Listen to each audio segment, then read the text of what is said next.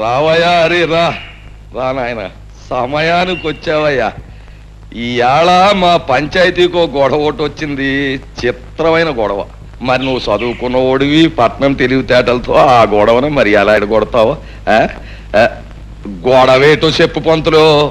అదే ఇదిగో మంగమ్మని చాలా పేద పిల్ల, దీన్ని పెళ్లి చేసుకుంటానని మాట ఇచ్చి అదిగో ఆ గోపయ్య చాలా తీశాట. దాంతో శాస్త్రం ప్రకారం దీనికి నెల తప్పిందట. కానీ దానికి నాకు ఏ సంబంధం లేదు.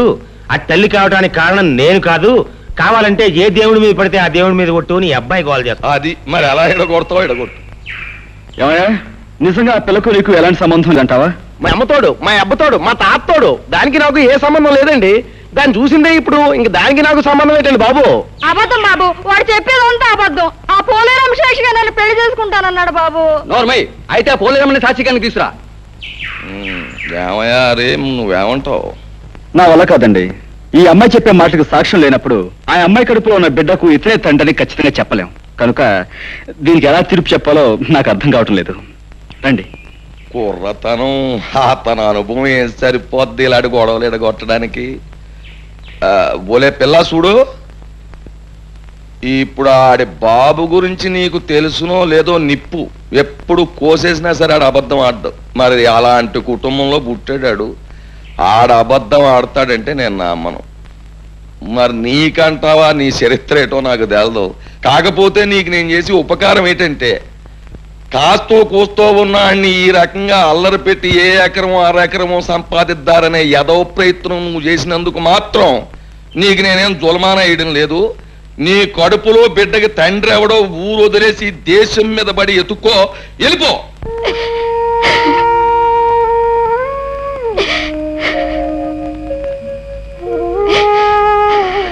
అక్క అక్క, మన తిరణాల్లో కొన్న లాటరీ టికెట్ కి 5 లక్షలు వచ్చాయి. వచ్చే మంగా నువ్వు ఎంత అదృష్టవంతురాలివే. ఆ డబ్బుతో పొలాలు కొనుక్కోవచ్చు, గొడ్డు గోదా కొనుక్కోవచ్చు, పెద్ద ఇల్లు కట్టించుకోవచ్చు. తప్పకనే ఒలే మంగా, నిన్ను కాదన్న కానుంచి నా మనసు ఎంత విశ్వాసలాడిపోయి దిగాలు పడిపోతున్నదో నీకేటి తెలిసే. ఏదో మా మేనమామ 5 ఎకరాలు పొలం ఎత్తాడంటే ఆశపడి కాదన్నానే గాని నిజానికి నీ మీద ప్రేమ లేకపోతే కడుపుతదేటి? అసలు నిన్ను అన్యాయం చేస్తే ఈ భూదేవత భగవంతుడు నన్ను ఊరుకుంటారేటి? నీ కడుపులో బిడ్డ నా బిడ్డే, నువ్వు నా మడిచివే. అప్పుడు ఆ 5 లక్షలు కూడా నీవే కదూ గోపయ్య? ప్రజలారా, వీళ్ళ సంగతి మీకు తెలిసిందే. మంగ కడుపులో ఉన్న బిడ్డకు గోపయ్య తండ్రిని నిరూపించడానికి నేనే ఈ లాటరీ నాటకం ఆడాను. డబ్బు మీద ఆశతో అందరి ముందు నిజం ఒప్పుకున్న ఈ గోపయ్యకు శిక్ష ఏమిటో మీరే చెప్పండి. సరే, ఇప్పటిదాకా ఈ గొడవ నువ్వే ఎడగొట్టుకొచ్చావు గనక ఆ తీర్పు కూడా నీ నోటితోటే చెప్పేయి. ఓ మంచి ముహూర్తానికి ఈ పెద్దలందరి ముందు మంగ మెడలో ఈ గోపయ్య తాళి కట్టి తీరాలి. లేకపోతే ఈ ప్రజలందరి చేత ఇతర కాళ్ళు చేత. బాబు, బుద్ధి వచ్చింది. మీరు ఎప్పుడు కట్టమంటే అప్పుడు మంగమెళ్ళలో తాళి కట్టేస్తాను. నా గ్రామ ప్రజలారా, మన ఊరు పుట్టాకి ఇవాళ తనకు పెద్ద పండగ రోజు. ఏం చేతంటే, మన హరిబాబు తన బుర్రతోటి ఒక గొప్ప నిజాన్ని బయటెట్టి మరి ఆ అమ్మాయి జీవితాన్ని నిలబెట్టాడు, కుర్రోడికి బుద్ధి చెప్పాడు, వాళ్ళను ఇంటోళం చేశాడు. అంచేత పోబోతున్న మాతరం కంటే 100 ఏళ్ళు బతకవలసిన ఈ కుర్రాడు ఇప్పుడు గ్రామంలో ఉన్న సమస్యలన్నీ పరిష్కారం చేసి గ్రామంలో న్యాయాన్ని ధర్మాన్ని నిలబెట్టవలసిందిగా కోరుతూ ఈ కుర్చీలోకి వచ్చి కూర్చోమని, ఈ దండాన్ని తీసుకోమని మీ అందరి తరఫున కోరుతున్నాను. హరిబాబు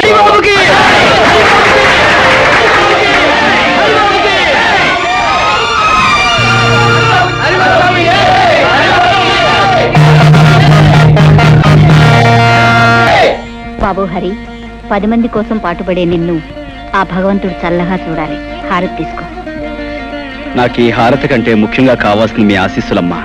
ఊరందరికీ ఉపకారం చేసి నా లక్ష్యం నెరవేర్చుకోవాలంటే ఆది దంపతులు లాంటి మీ ఇద్దరి దీవెనలు నాకు కావాలి. లే బాబు.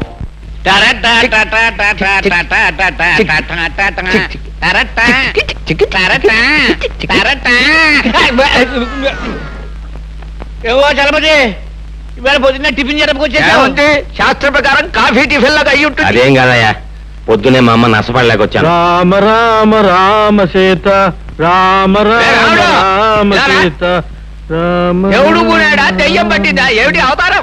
రాత్రి పుచ్చుకున్న నాటి ఇంకా దిగలేదేమో. నీకేం పోయే కాలం వచ్చిందిరా? ఆ చేతుల్లో నీవు తీసుకెళ్లి పెరగదొడ్లో పారేసి అదే చేతితో కాఫీ టిఫిన్లు పట్టుకురా. రామచంద్ర ప్రభు హరే రామ హరే రామ నన్ను వెళ్ళండి. ఇది కళా నిజమా? హరే కృష్ణ హరే మధ్య మాంసాదులే తల్లిదండ్రులుగా భావించే ఇతను ఇలా తయారయ్యాడేమిటి? పెద్ద పులికి మీసాలు తీసేసి పంగనామాలు పెట్టినట్టుంది. ఎలా చూడడం ఆయన ముఖం? మతులు పోయి మాట్లాడకండి నాయనలారా. ఈ వేళ నుంచి మనందరం దైవభక్తిలో ఆధ్యాత్మిక చింతనలు పవిత్రంగా గడపాలి. అయ్యా, ఈ విషయంలో మమ్మల్ని వదిలేయండి. కాదు నాయన, ఇన్నాళ్ళు మనం స్వల్పమైన సుఖాల కోసం, ఆస్తుల కోసం, పదవుల కోసం పాకులాడాం. ఊరు బాధ్యతనంతా యువకుడైన హరికి అప్పగించేశాక ఇక ఈ శేష జీవితాన్ని రామనామస్మరణలో గడపాలి అని నిర్ణయించుకున్నా. ఈ నిర్ణయం స్కీమింగ్ మంచిదే. నేను వస్తాను. ఉండు, ఈవేళ పొద్దున్న మా ఆవిడ అవుతానండి, నేను వెళ్ళాలి. పంతవారం మైకి పెళ్లి ముహూర్తం పెట్టాలి. ఆగండి, ఒక్క అడుగు కూడా ముందుకు వెయ్యడానికి వీల్లేదు నాయనలారా. నాతో పాటు మీ అందరూ కూడా రామనామ సంకీర్తనంలో పవిత్రంగా బ్రతుకుతారు ప్రభు అని ఆ శ్రీరామచంద్రుడికి నేను మొక్కేసుకున్నాను. పదండి. అదేమిటి పూజారి గారు, స్వామివారి విగ్రహంలా అలా దిగుసుకుపోయారు? మా హరిబాబు పేర స్వామివారికి అర్చన చేయించండి. అలాగేనండి. రామ కోదండ రామ, చీకట్లో బతుకుతున్న మాకు హరిబాబనే దీపాన్ని ప్రసాదించి వెలుతురునిచ్చావు. మాకు ఊరికి ఎంతో ఉపయోగపడుతున్న ఆ చిరంజీవిని 10 కాలాల పాటు చల్లగా ఉండేలా ఆశీర్వదించు స్వామి. అనందయ్య రామ. నన్నొక్కడే కాదండి, ఊరందరినీ కూడా చల్లగా చూడమని ఆ భగవంతుని కోరాను. అదేమిటి హరిబాబు, స్వామి నిన్ను చల్లగా చూస్తే ఊరు నువ్వు చల్లగా చూస్తావనే నమ్మకం మాకుంది.